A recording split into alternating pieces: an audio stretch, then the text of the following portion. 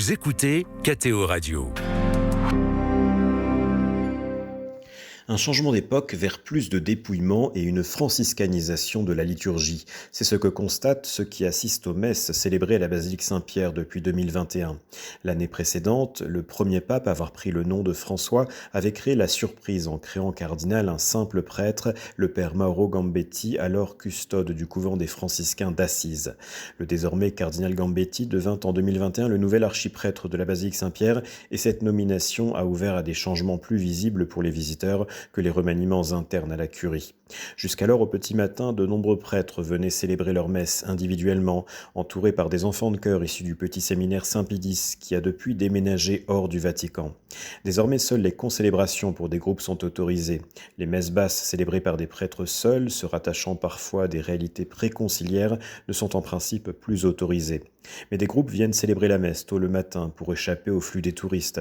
Ainsi, chaque jeudi matin à 7h10, la communauté polonaise de Rome et les groupes de pèlerins polonais, parfois très nombreux, se retrouvent à la chapelle Saint-Sébastien pour une messe sur la tombe de Saint Jean-Paul II.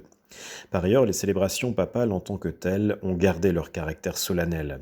François a longtemps gardé auprès de lui le cérémoniaire de Benoît XVI, Monseigneur Guido Marini, considérant sa sensibilité liturgique comme un trésor à conserver.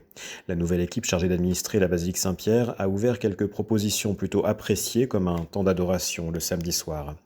Les liturgies en semaine, mais aussi celles du dimanche, sont célébrées par les chanoines de Saint-Pierre d'une façon sobre et rapide, ce qui frustre certains pèlerins attachés aux volutes d'encens et aux formes plus traditionnelles de la liturgie.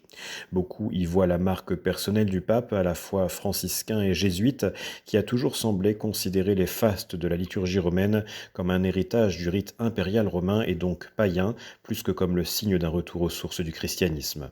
Depuis Rome, Cyprien Viette, de l'agence Immédiat pour KTO. KTO Radio.